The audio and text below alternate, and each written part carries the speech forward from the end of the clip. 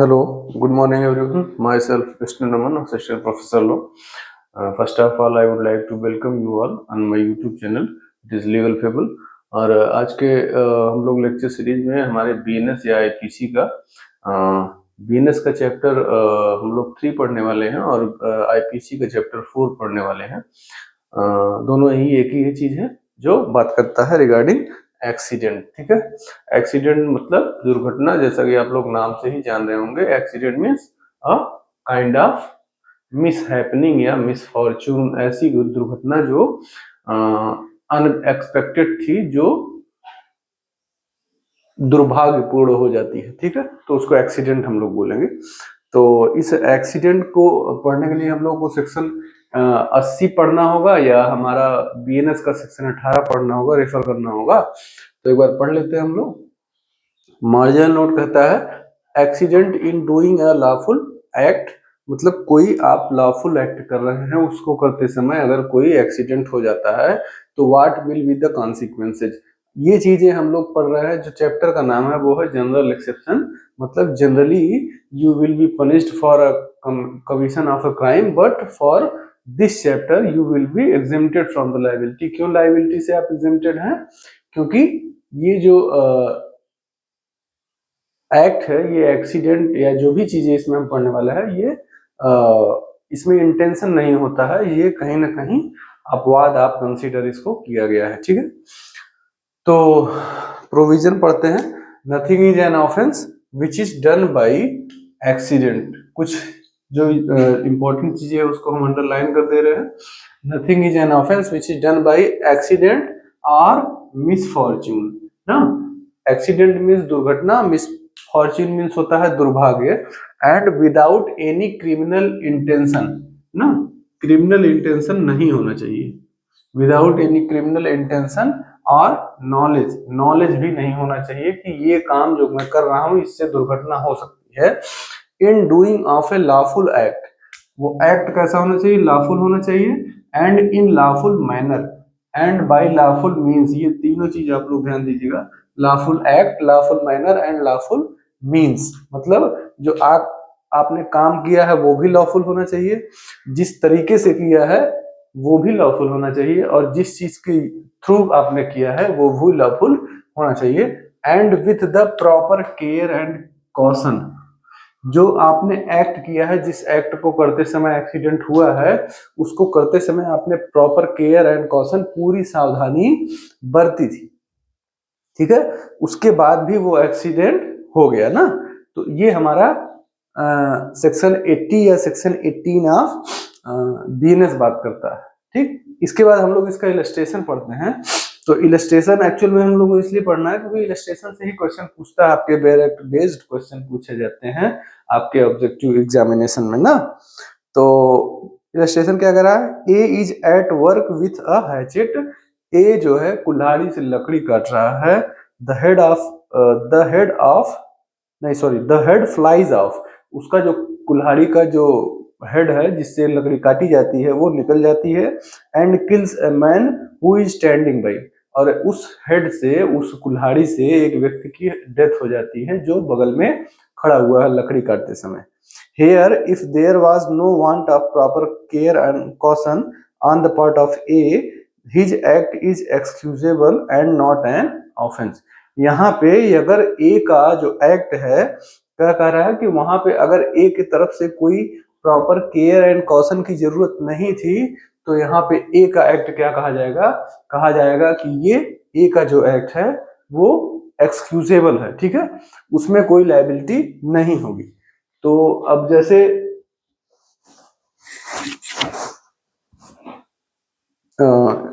Liability क्यों नहीं होगी? क्योंकि उसने जो भी एक्ट किया है वो पूरी तरह से सावधानी पूर्वक किया है। लकड़ी काट रहा था, वो उसकी नेचुरल ड्यूटी है। मतलब कोई भी व्यक्ति अपना काम कर रहा है तो उसमें कोई मिस्टेक तो है नहीं। मिस्टेक कहाँ है कि एक्सीडेंट हो गया, और दैट एक्सीडेंट वाज मिसफॉर्चून ना, वो दुर्भाग्यपूर्ण हो गया। उसकी इंटेंशन नहीं थी कि मैं किसी व्यक्ति की हत्या करूंगा। ठीक है, तो अब ये हो गया इलस्ट्रेशन। इसमें जो इलस्ट्रेशन आपका दिया है, इसी इलस्ट्रेशन को जरा सा चेंज करके पूछता है आपके ऑब्जेक्टिव क्वेश्चन में। पहला इलस्ट्रेशन तो यही डायरेक्टली पूछ लेगा कि A is at work with a hatchet and there is a person standing by who is killed by his hatchet and there was no care and caution required, what is the liability of A? तो इसमें आप बोलेंगे कि ए की कोई liability नहीं है क्योंकि वहां पे प्रॉपर केयर एंड कॉशन की रिक्वायरमेंट नहीं थी। दूसरा इलस्ट्रेशन पूछेगा कि A is at work with a hatchet and there is some childrens are playing, कुछ बच्चे खेल रहे हैं, and head flies kills a child, उस कुल्हाड़ी का जो हेड है वो निकल जाता है और एक बच्चे की डेथ हो जाती है। यहाँ पे क्या लाइबिलिटी है ए की? तो यहाँ पे ए की लाइबिलिटी होगी क्योंकि there was some childrens playing, और जहाँ पे बच्चे खेल रहे हैं वहां पे आपकी ड्यूटी है कि आप जो है प्रॉपर केयर एंड कॉशन की का ध्यान दें, आप ये सावधानी बरतें। ठीक है। इसके बाद एक और ऑब्जेक्टिव क्वेश्चन पूछता है कि ए जो है अपने छत से बर्फ का एक टुकड़ा या पत्थर का टुकड़ा गिराता है और जो है सावधानी पूर्वक गिराता है, ये देख के कि कोई व्यक्ति रोड पे आ रहा कि नहीं आ रहा है, और एक्सीडेंटली एक व्यक्ति की डेथ हो जाती है, तो ए पे इस पे कोई भी लाइबिलिटी नहीं होगी क्योंकि ए was acting in good faith ना। तो अब हम लोग एक बार इसका जो है अगर ये सारी बेयर का जो पॉइंट्स देखेंगे तो हमको इसेंशियल्स कुछ मिल जाएंगे जो हम यहाँ पे लिख सकते हैं। इसेंशियल्स ऑफ एक्सीडेंट या सेक्शन 80। पहला चीज क्या होना चाहिए ना, the act was accident, it was an accident और मिसफॉर्चून।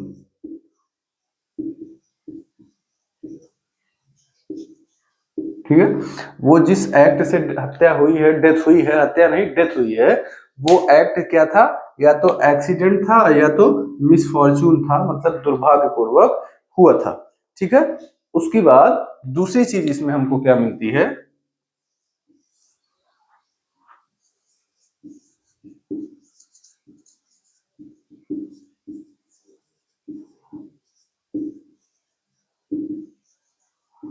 ना, जिस एक्ट से उसकी डेथ हुई है वहां पे वो गुड फेथ में होना चाहिए, मतलब कि वहां पे इंटेंशन और नॉलेज नहीं होना चाहिए, इंटेंशन या नॉलेज नहीं होना चाहिए। जिस एक्ट से डेथ हुआ है वो एक्ट गुड फेथ में होना चाहिए, उसमें इंटेंशन या नॉलेज नहीं होना चाहिए कि इससे जो है डेथ हो सकती है। इसके बाद तीसरा इसेंशियल क्या है?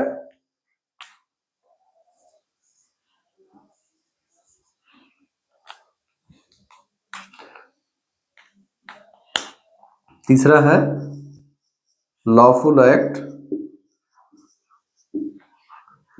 लॉफुल मैनर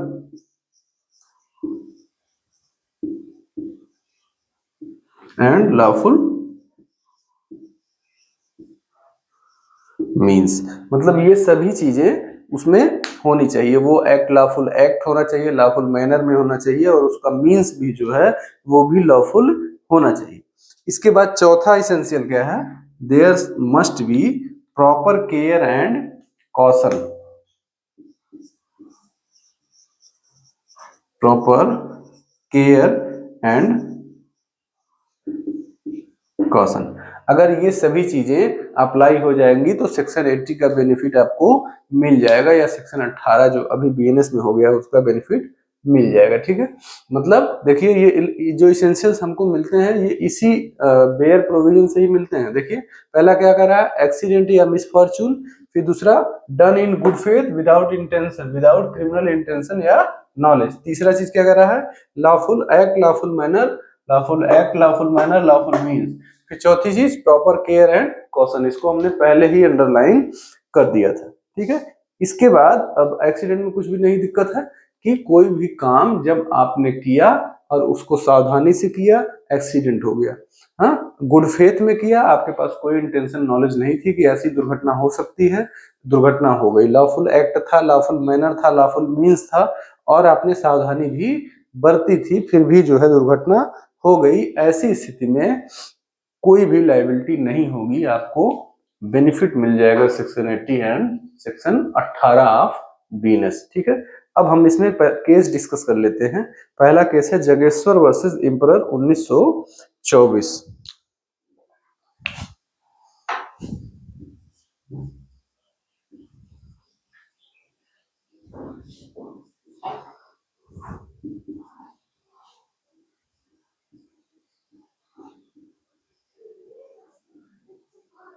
केवल हम केस का नाम लिख दे रहे हैं, फैक्ट बता दे रहे हैं, जजमेंट बता दे रहे हैं, क्योंकि लिखने में ज्यादा टाइम किल होता है और स्पेस भी चूंकि बोर्ड में नहीं बचता है। ठीक है, तो इस केस में क्या हुआ कि accused was fighting with his opponent. एक व्यक्ति से उसकी फाइट हो रही थी और उसकी पत्नी जो है उसमें क्या कर रही थी, बचाव कर रही थी, बीच बचाव कर रही थी, छुड़ाने की कोशिश कर रही थी। और ड्यूरिंग दैट स्ट्रगल क्या हुआ कि वो व्यक्ति उस अपने अपोनेंट पे मुक्का चलाता है और वो मुक्का एक्सीडेंटली उस बच्चे के ऊपर लग जाता है ना। जैसे पत्नी छुड़ा रही है, उसने मुक्का मारा उस आदमी को और मुक्का लग गया उस बच्चे को, और बच्चे की डेथ तुरंत ऑन द स्पॉट हो गई, क्योंकि बच्चा जो है उतना कैपेबल नहीं था कि वो उस पंच को झेल पाता।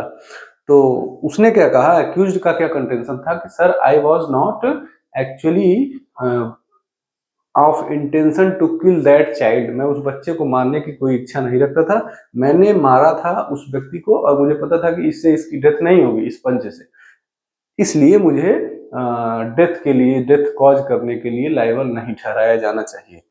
तो ऑनरेबल कोर्ट ने क्या कहा एक लाइन में कि your act was not in lawful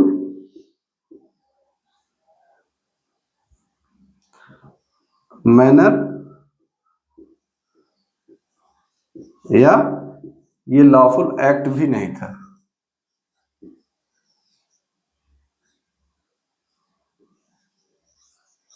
ठीक है, ना तो आपका एक्ट जो है लॉफुल मैनर में था और ना ही आपका एक्ट लॉफुल ही था ना।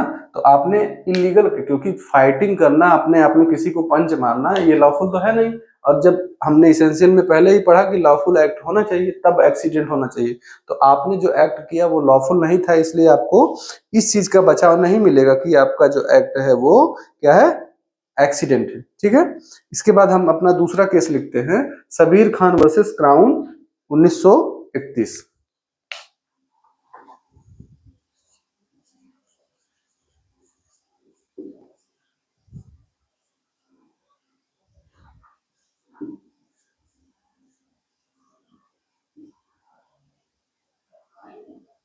ठीक है, सबीर खान वर्सेस क्राउन 1931। ठीक है, तो इसमें क्या हुआ था कि कुछ 100 लोगों का एक समुदाय था जो क्या करने गया, जंगल में शिकार करने के लिए गया। 100 लोगों का एक ग्रुप था, वो लोग जंगल में शिकार करने के लिए गए फॉर देयर अम्यूजमेंट एंजॉयमेंट ना।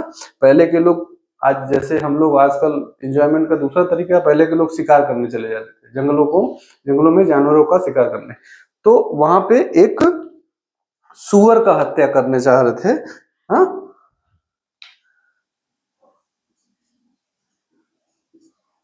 BOAR, बोर मीन्स होता है अ मेल पिग। तो the accused was actually killing a male boar. उन्होंने एक जंगली सुअर जो उनकी तरफ आता हुआ दिखाई दिया, उसके ऊपर अटैक किया। ठीक है, और अटैक के बाद क्या हुआ कि वो एक्चुअल में उस सुअर को न लग के इनके मेंबर्स जो इतने थे उनमें से एक व्यक्ति को लग गया और उसकी डेथ हो गई। हिज कंटेंशन वाज कि सर मैंने जो है उस सुअर को इसलिए मारना चाहा कि मेरे ग्रुप के मेंबर्स के ऊपर वो अटैक करने वाला था, मुझे ऐसा लगा और मैंने प्राइवेट डिफेंस में एक्ट किया और ये एक्सीडेंटल था, इसलिए उसकी जो सजा है मुझे नहीं मिलनी चाहिए, क्योंकि मैंने जानबूझ के हत्या नहीं की मेरे ही ग्रुप के मेंबर का। तो इनका ये जो कंटेंशन था, क्या कहा कि यस, कोर्ट ने क्या कहा कि yes your act was accidental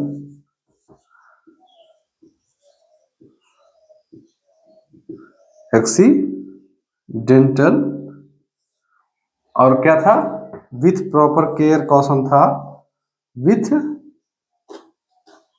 proper caution, ठीक है।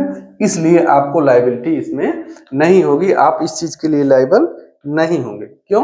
क्योंकि आपने गोली जो चलाई, आपने अपनी ग्रुप के मेंबर्स की रक्षा करने के लिए या खुद की रक्षा करने के लिए चलाई कि वो सुअर, जंगली सुअर चूंकि अटैक कर देता, तो it was a kind of dangerous for your group, ठीक है। इसलिए जो है इसमें इनको जो है उस चीज की बचाव मिली, उनकी लाइबिलिटी नहीं। उसके बाद बहुत फेमस केस है टुंडा वर्सेस रेक्स 1950।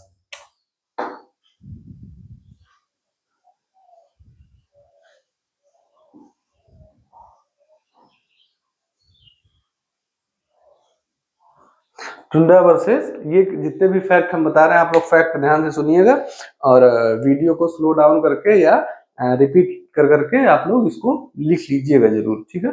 टुंडा वर्सेस रेक्स 1950, इसमें क्या हुआ, accused and deceased were friend actually, और ये दोनों ही दोस्त जो है क्या कर रहे थे, फाइट कर रहे थे आपस में, रेसलिंग के फैन थे वो लोग, और आपस में ही कुश्ती कर रहे थे।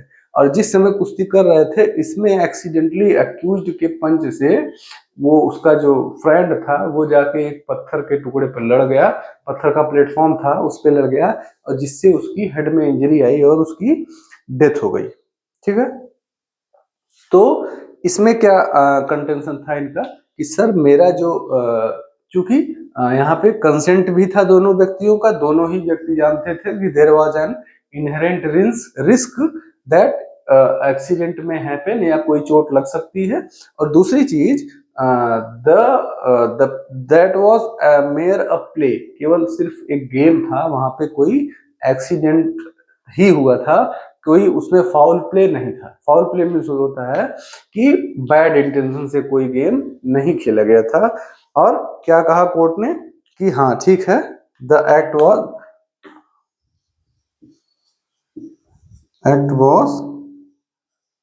Fair and no foul play was there, ठीक है। वो एक्ट कैसा था, फेयर था, और उसमें कोई भी फाउल प्ले नहीं था, और वो एक्ट लॉफुल मैनर में था, इसलिए उनको सेक्शन 80 का बेनिफिट मिलेगा, ठीक है।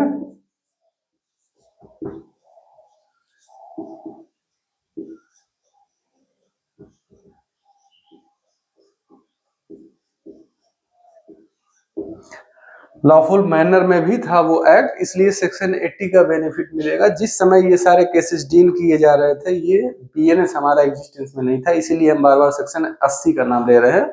सेक्शन 80 का मतलब अब आप लोग समझ जाइएगा, सेक्शन 18 भी वही चीज है, ठीक है। केवल नाम बदला है और कुछ भी नहीं बदला है, ठीक है। इसके बाद हम लोग अगला केस देखेंगे, state of MP versus Rangaswamy 1952।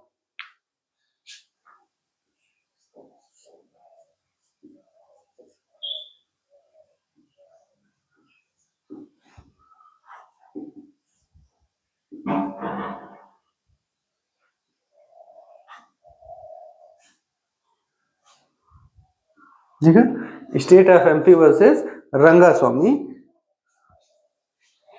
1952। इस केस में क्या हुआ था,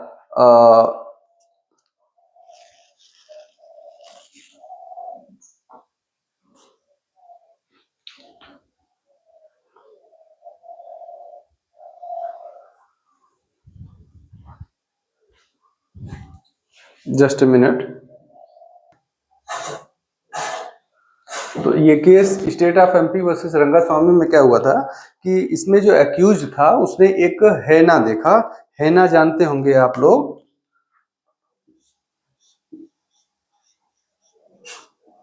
हैना जो होता है इसको लकड़बग्घा बोलते हैं आप लोग। जो आप लोग डिस्कवरी चैनल आप लोगों ने देखा होगा या तो यूट्यूब शॉर्ट्स में देखा होगा, अफ्रीकन जंगलों में ये सब बहुत शिकारी होते हैं। ये यहाँ तक कि शेर का भी शिकार करने से ये लोग नहीं डरते हैं जब ये सब अपने ग्रुप में होते हैं ना। तो इन्होंने एक अक्यूज्ड ने एक हैना देखा जो कितनी दूरी पे था, इनसे 152 फीट की दूरी पे था। ठीक है, 152 फीट की दूरी पे था और उस डायरेक्शन में, जिस डायरेक्शन में वो हैना था, लकड़बग्घा था, उस डायरेक्शन में इन्होंने गोली चलाई कि मैं लकड़बग्घे की हत्या कर दूं या डेथ कर दूं, जिससे कि हम लोग सेफ रहें, हमारा ग्रुप सेफ रहे। और when he fired actually on that हैना, व्हाट वाज फाउंड दैट कि वो हैना नहीं था, वो एक व्यक्ति था जिसकी हत्या इस बुलेट से हो गई। ठीक है, तो अब इनका कंटेंशन क्या था अक्यूज्ड का कि sir it was mere an accident, what I did was a lawful act in the lawful manner to save the our people, और मैंने कोई हत्या करने के लिए गोली नहीं चलाई थी, मैंने एक लकड़बग्घा देख के गोली चलाई थी जो अगर आता तो खतरनाक होता हमारे ग्रुप के लिए। ठीक है, तो अब न्यायालय ने इनके कंटेंशन को एक्सेप्ट कर लिया और कहा कि it was an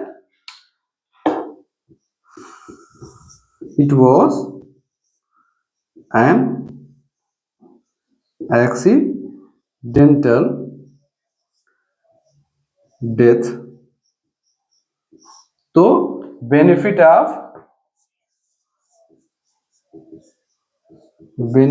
of section 80 available है।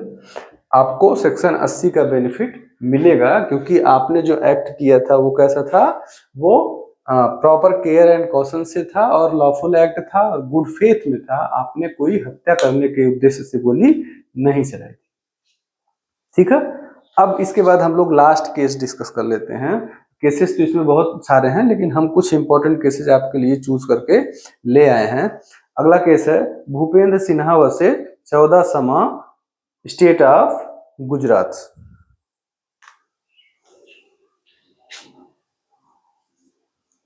भूपेंद्र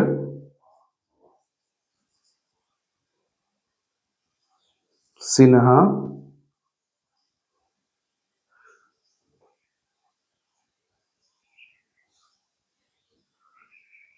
भूपेंद्र सिन्हा 14 समा वर्सेस स्टेट ऑफ गुजरात।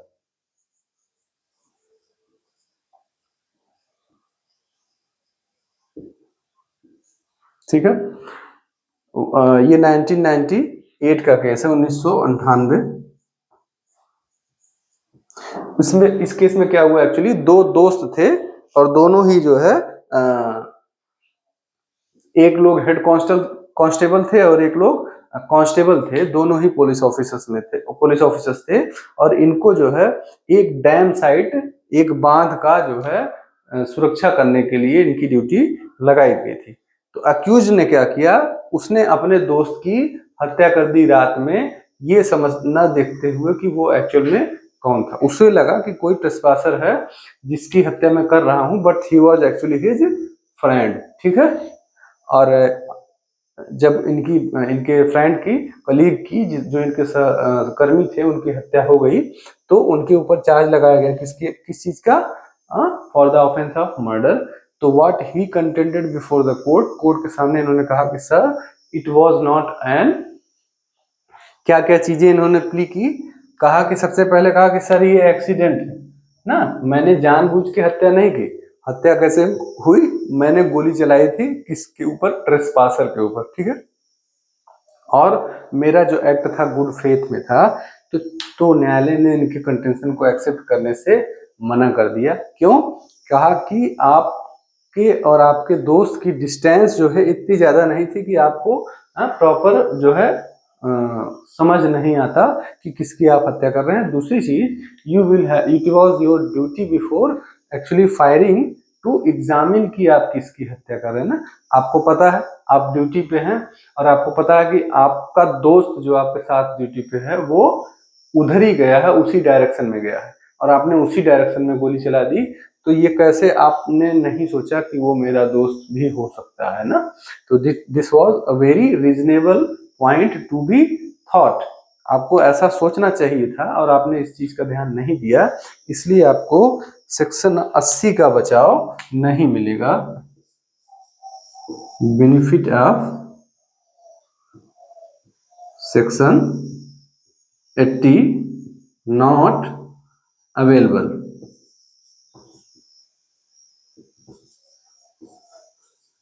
क्यों नहीं अवेलेबल है? क्योंकि जो आपने एक्ट किया है that was a negligent act. There was आपने कहा ना इसमें कि प्रॉपर केयर एंड कॉशन होनी चाहिए तभी आपको बचाव मिलेगा, और आपने प्रॉपर केयर एंड कॉशन नहीं की, आपने प्रॉपर सावधानी नहीं बरती, जिसकी वजह से इस केस में आपके कलीग या आपके दोस्त की हत्या हुई, इसलिए आपको इसमें इसका बचाव नहीं मिलेगा।